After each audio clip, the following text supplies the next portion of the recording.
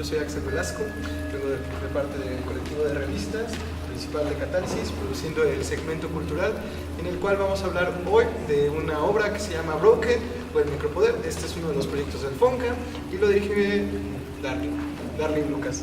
Entonces, pues no sé si nos quieras empezar a hablar un poco del proyecto, cómo surge, o también si empiezas a hablarnos de ti mejor.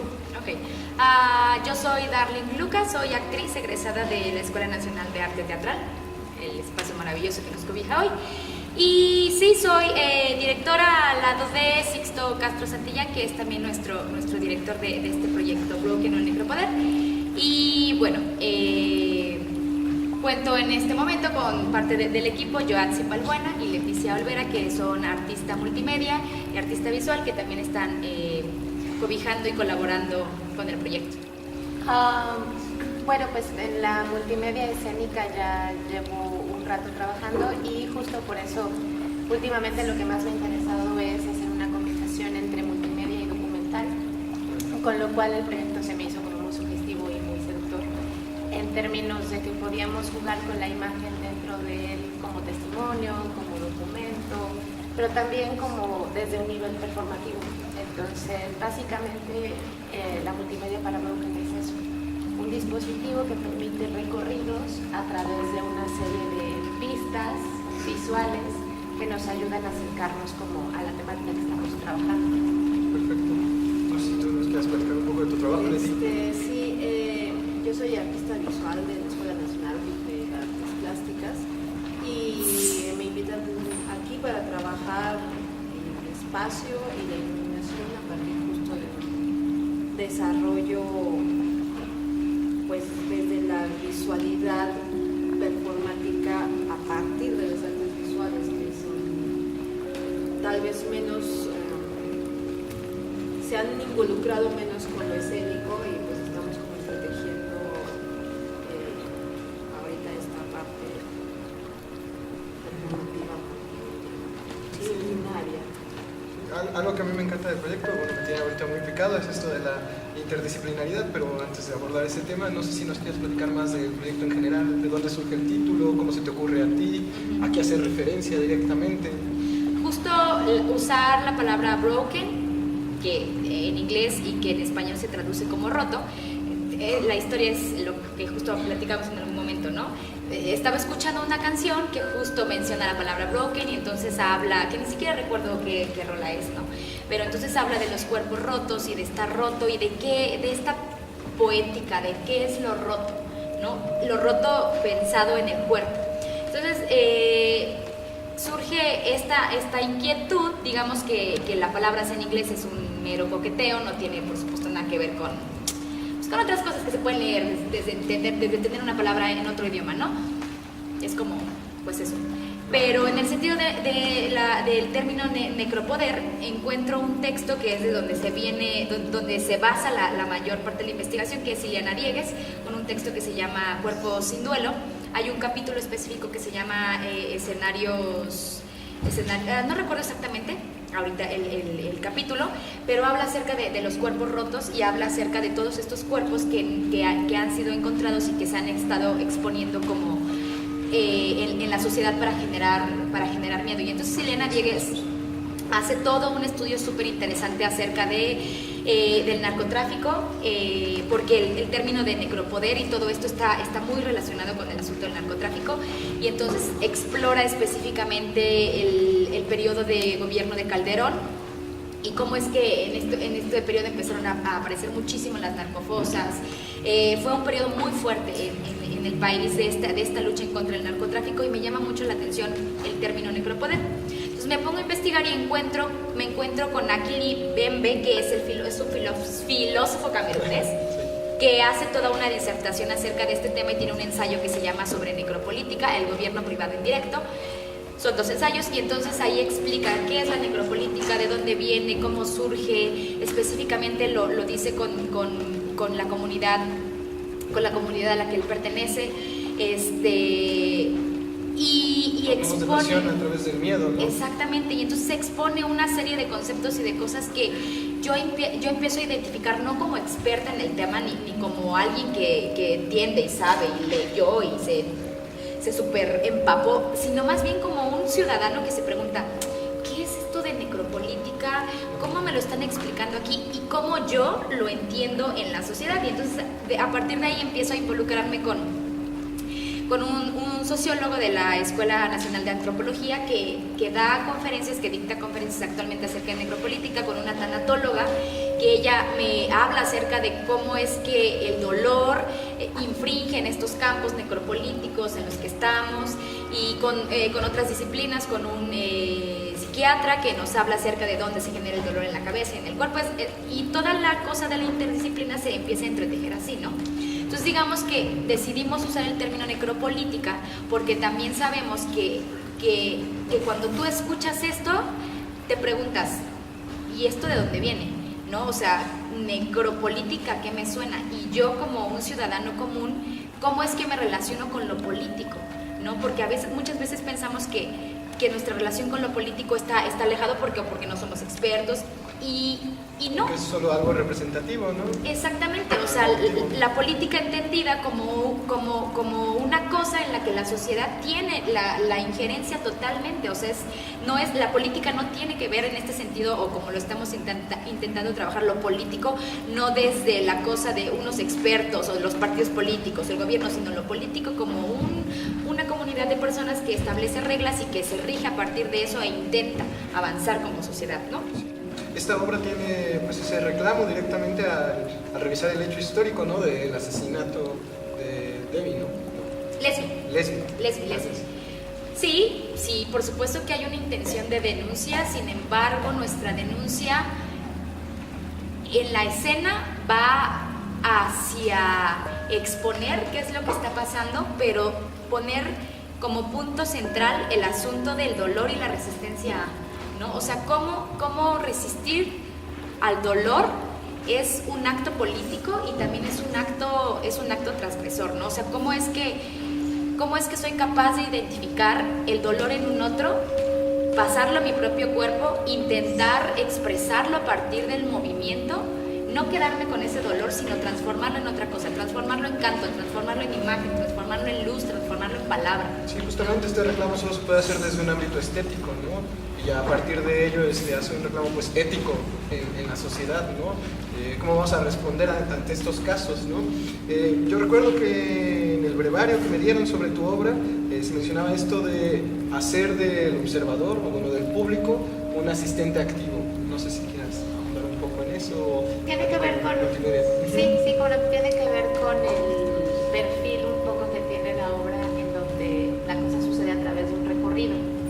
Y el recorrido lo que propone es que el espectador no solo avanza a través de instrucciones, sino que modifique el avanzar mismo, el camino mismo, y que en ese sentido se vaya integrando la narrativa de la pieza.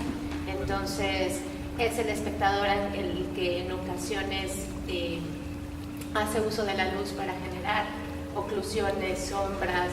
Es el espectador también el que colabora con su opinión, la escribe y nos deja utilizar eso que escribe y eso que piensa también a veces dentro de la obra.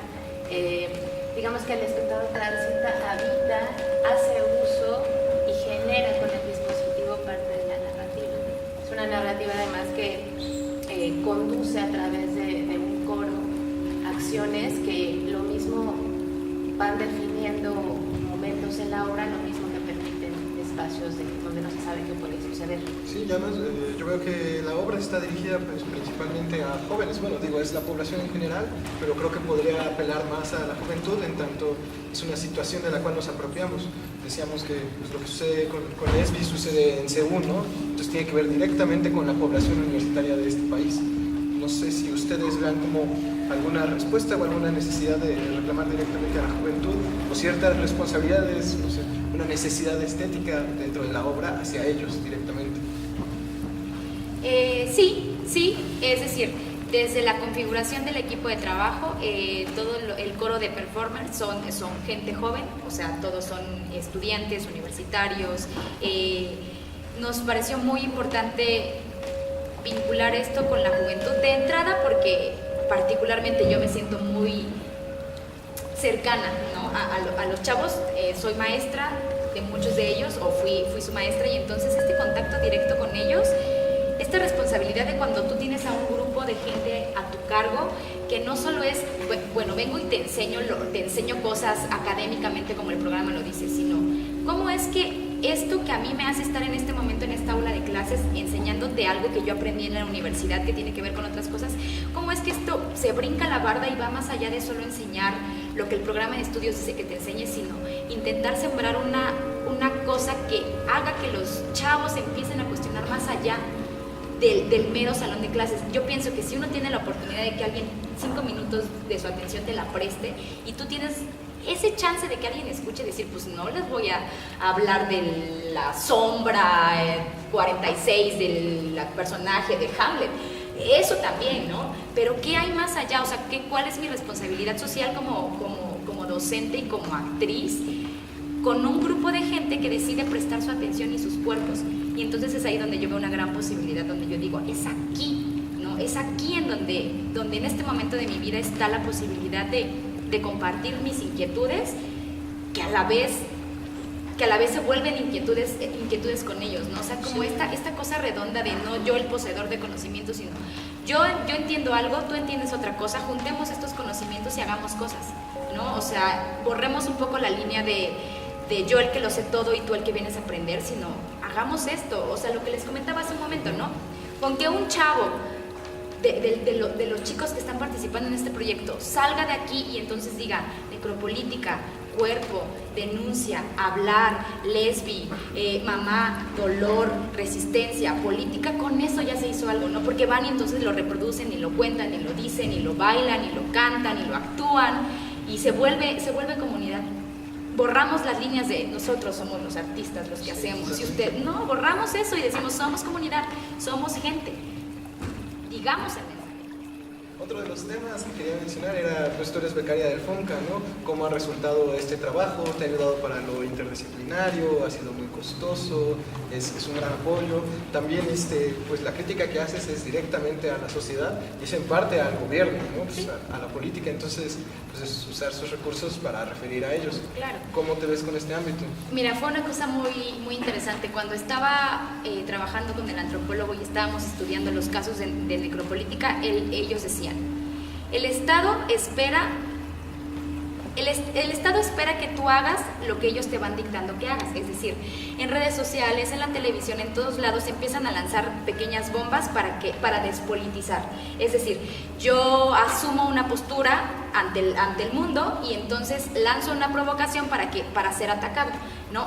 No sé, ahora por poner un ejemplo, yo digo que no está bien comer carne porque los animales se mueren, ¿no?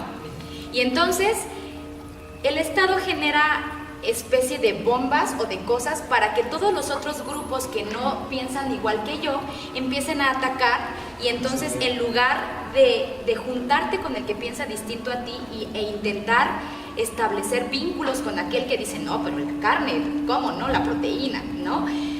En lugar de lograr estos vínculos de entendimiento, lo que se hace es todo lo contrario. Y entonces tenemos el grupo de los veganos, el grupo de las feministas, el grupo de los no sé qué, el grupo del LGTB, no sé qué. O sea, estoy diciendo una burrada, perdónenme, hay un nombre muy específico para eso que estoy omitiendo, no quiero ser irrespetuosa, ¿no? Y entonces tenemos 20,000 grupos de todo, ¿no? Y entonces así de, ay, pero yo no hablo con Leticia porque pues como ella es artista visual y no, o sea, no nos entendemos, ¿sabes? Y entonces yo decía, ¿cómo hacer lo que no se espera que se haga, ¿no? Y entonces el Estado, sin lugar a dudas, es el que fomenta el asunto necropolítico. No puede haber necropolítica si el Estado no está generándolo, ¿no? Entonces, ¿cómo con un recurso mismo que está promoviendo el Estado, cómo con ese mismo recurso decimos sí?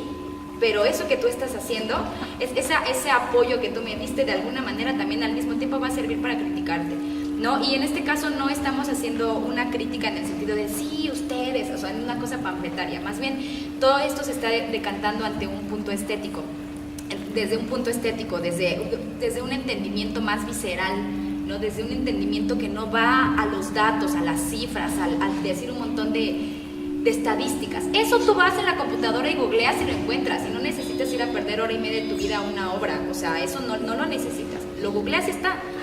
¿Qué pasa cuando todas esas informaciones se filtran a través de lo sensible? ¿no? El aprendizaje a través de lo sensible es donde uno encuentra un montón de experiencias que no están en los datos, que las cifras no te dan. Entonces, ¿cómo utilizo ese recurso que el Estado me da para convocar a mucha gente y entonces decir, banda, hablemos de esto hablemos de esto y démosle una cucharada de jarabe de su propia medicina sin tener que violentar nada, ni siquiera sin ser literales? Es más, ni siquiera tengo que mencionar Estado necropolítico hijo de puta, ni siquiera lo tengo que decir, está ahí, ¿no? Y el espectador lo lee y lo encuentra, y tan es así lo lee y lo encuentra que va a haber un grupo de gente enorme a la que no se les está pagando, a la que está trabajando por el simple gusto de, y eso es lo que el Estado no espera, ¿sabes? Muchas veces con las becas del FONCA el Estado es claro, los becarios del FONCA presentan su gran proyecto y aplaudan. Está bueno, ¿no? Cada quien decide qué hace con el apoyo que el Estado le da. En ese sentido yo digo, ¿cómo hago para que esto no se quede nada más en mi beneficio, sino que beneficie a muchos otros? ¿No? O sea, que el estar en escena no solamente se vuelva una cosa bien padre de que mi nombre y mi cuerpo aparezcan en la escena, sino que el estar ahí signifique algo para mi familia, para mí, para la gente que llega a ese convivio, porque Broken es eso, es un convivio. Ahí está el grupo enorme, ¿no? De gente que, pues, que está conviviendo, viendo qué onda con esto. Sí, totalmente, y igual afecta a sus familias, a sus cercanos, ¿no? Y entonces ya no se da esta disparidad o esta fragmentación, ¿no? Porque ya como el discurso no es directo, no parece ofensivo, sino parece incluyente, ¿no? No sé si ustedes gusten a agregar algo acerca de trabajar con el FONCA o trabajar en instancias del gobierno. A mí se me hace la fisura perfecta, o sea, justamente es el punto de quiebre que permite también seguir conviviendo en una democracia. O sea, finalmente la democracia tiene que ver con ser distintos y poder llegar al acuerdo de la mayoría, ¿no? Entonces a mí se me haría, de hecho, dejar pasar una oportunidad, no utilizar ese recurso para devolver una crisis. ¿No? Y además así se reconstruye, ¿no? Sí, no vería algo complaciente ahí para él. Hay otro rasgo del proyecto que a mí me interesa mucho, que es un rasgo un poco más personal, es atraer los rituales mortuorios de la Mixteca oaxaqueña, ¿no? No sé si gustas hablar un poco sobre ello. Sí, eso para mí es fundamental. Hay algo que me gusta mucho de uno de los textos que se utilizan en esta obra que dice tener un nombre para recuperar lo material de un cuerpo al que se le ha prohibido tener el pacto sepulcral, ¿no? ¿Y qué tiene que ver con esto? Cuando yo hablé con Araceli, la mamá de Lesbi, porque ella ha estado como nutriéndonos de información también y colaborando totalmente con el proyecto, ella decía, cuando sucedió lo de Lesbi, cuando sucedió, o sea, en ese momento la fiscalía decía que querían incinerar el cuerpo. Y entonces ella dijo, claro, qué fácil, quémenlo, ¿no? Y entonces ya no tenemos rastros, ya no tenemos ADN, ya no tenemos pistas para encontrar a los culpables. Y entonces ella dijo, no, yo quiero enterrarla. Y la quería enterrar por un acto también de devolverle a la tierra un cuerpo que se fuera, es decir, polvo eres y en polvo te convertirás, pensando en una cosa como más bíblica, pues, ¿no? Pero devolverle a la tierra tu cuerpo y que tu cuerpo se vuelva uno con la tierra y que de esa tierra germinen cosas. Y entonces la mamá de Lesbi dice, el cuerpo de mi hija está sembrado en la tierra para generar más cosas, para generar vida. Y mi relación con los rituales funerarios oaxaqueños es que pues soy oaxaqueña y entonces mi abuela durante muchos años de su vida se ha dedicado a ir a los cuerpos, a levantar a los cuerpos caídos en distintas ocasiones, o sea, desde los que han sido masacrados con armas de fuego, machetazos y demás, hasta gente que ha muerto por causas naturales, ¿no? Entonces, ella dice que justo honrar al cuerpo, limpiarlo, vestirlo, ponerle ropa nueva, tejerle su mortaja, lavarlo, honorar, o sea, darle toda esta cosa sepulcral es un acto de amor, no solo para el que se está yendo, sino para el que está vivo, es un acto de agradecimiento. Es decir, todo eso que tú fuiste en vida, todo eso de lo cual me impregnaste a mí, eso va a hacer que tú vivas por siempre.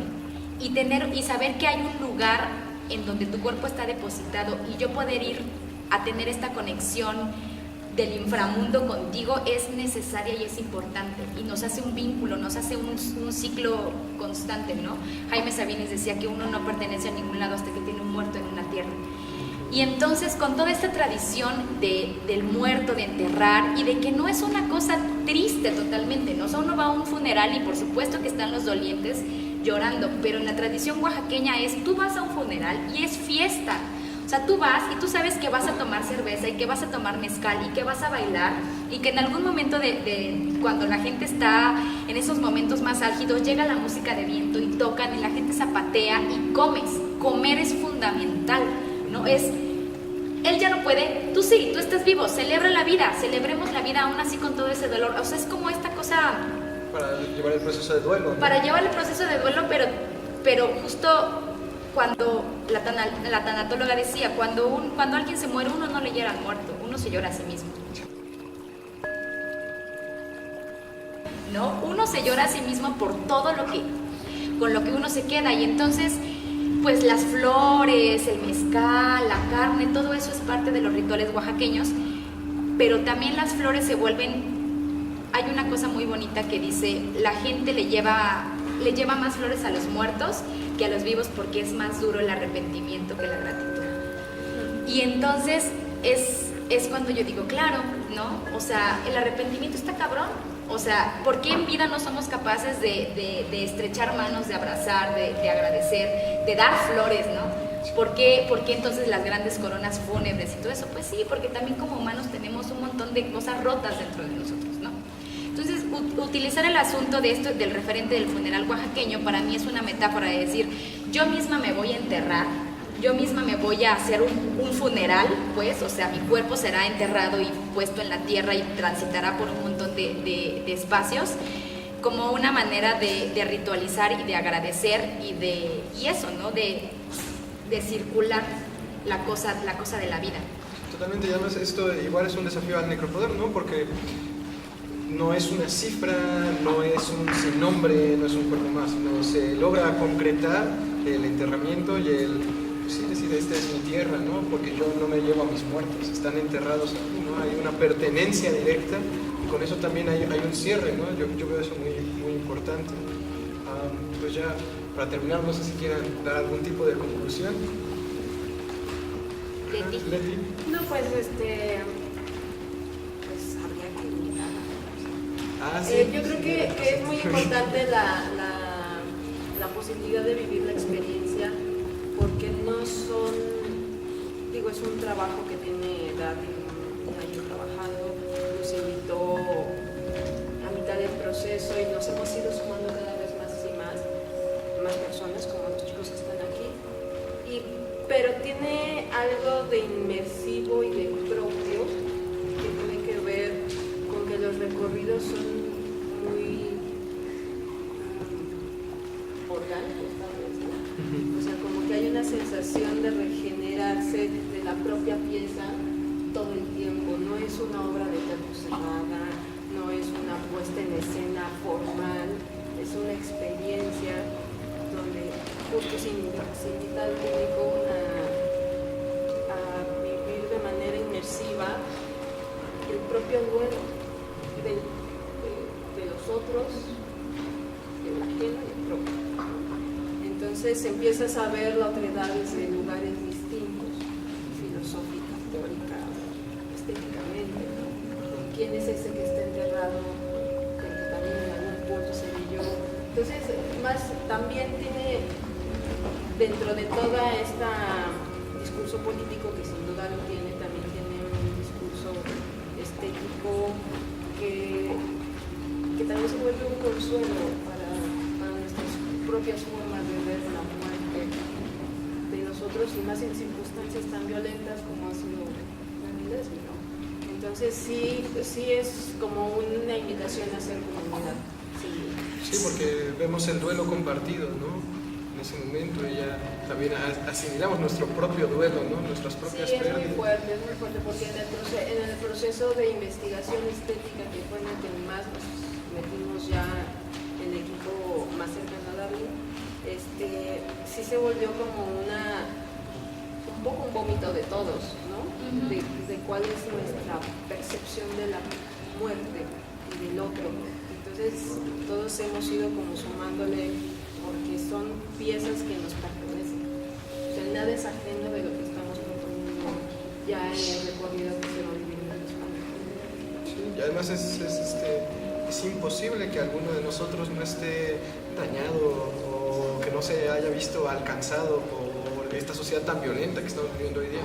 Es impresionante, yo lo digo, la entrevista pasada fue a los chicos de Ambulante, el proyecto cinematográfico, y ahí estábamos viendo una película que se llama Hasta los dientes, ¿no? Y habla de estos dos chicos desaparecidos en Monterrey, ¿no? Y es como, pues lo mismo que ellos viven allá en el norte, lo vivimos aquí en el centro y obviamente también se vive en el sur, ¿no? Ya es una expansión de violencia. Sí, y además lo malo es que no tenemos mucho los espacios para hacer conciencia de ello y podernos doler todos de todos. También como que se ha vuelto, nos hemos vuelto mudos, ciegos y hasta cierto punto un tanto insensibles, porque si no, no sobreviviríamos. Es demasiado dolor lo que nos rodea y estas propuestas justo invitan a hacer una catarsis colectiva y poder abrazarnos todos. Sí, bueno. Sí, un poco más adelantado. Pues ya para ir cerrando, no sé si quieran hablar de algún otro proyecto alterno que tengan o si figuren como algún proyecto futuro o mejor terminamos con el anuncio. Ahora le toca a Broken. Ahora le toca a Broken. Y bueno, pues invitar a que nos acompañen el 7 de diciembre a las 7 de la noche en el Centro Cultural de España. Ahí estaremos, es entrada libre. Y el 21 de diciembre a las 8 de la noche en el Centro de Artes Vivas de Coyoacán. Ahí sí tiene costo. Así es que pues vayan a ambas.